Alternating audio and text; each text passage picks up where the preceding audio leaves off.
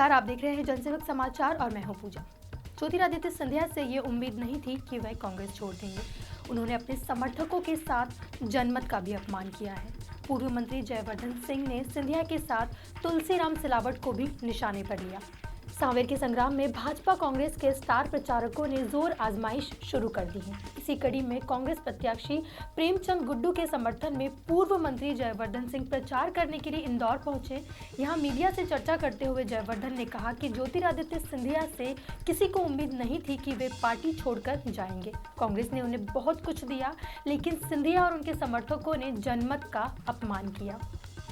देखिए, किसी को कभी उम्मीद नहीं थी कि सिंधिया जी बिना किसी को बताए पार्टी छोड़ के चले जाएंगे।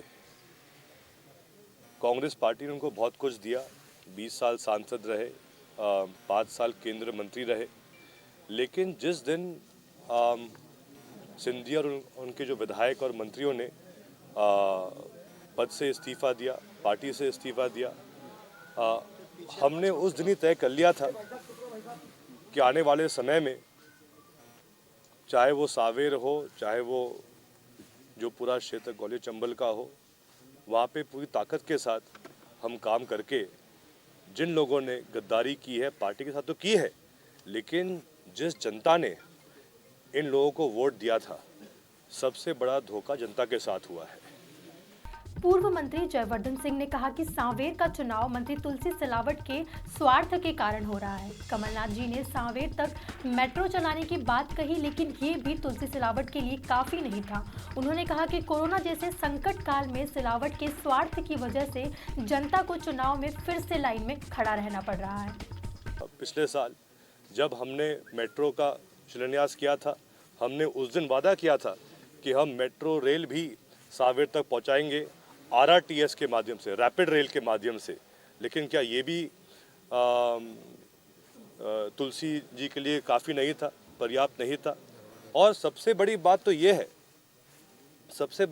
ये है कि आज के समय पूरे विश्व में संकट है कोरोना महामारी का। क्या उपचुनाव राऊ में है? क्या उपचुनाव देपालपुर में है? क्यों नहीं है? क्योंकि वहाँ के विधायक बिके नहीं। अगर आज सांवेर की जनता ऐसे संकट के समय में लाइन में खड़े होगी चुनाव के लिए, किसके कारण? चुनाव तो होने थे 2023 में, लेकिन आज अगर चुनाव हो रहे हैं तो यहाँ के जो पूर्व विधायक थे और जो अभी बिना कोई पद पर रहकर मंत्री बने हैं, तुलसी सिलावट जी, उनके स्वार्थ के लिए चुनाव हो रहे हैं। कुल मिलाकर सांवेर में चुनावी पसीना बहाने आए कांग्रेस के स्टार प्रचारक पूर्व मंत्री जयवर्धन सिंह ने सिंधिया, शिवराज और बीजेपी उम्मीदवारों पर जमकर जुबानी तीर चलाए।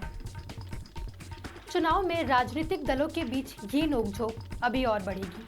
उम्मीद की जानी चाहिए कि ये मतभेद मनभेद में ना बदले। इस बुलेटिन में फिलहाल इतना ही।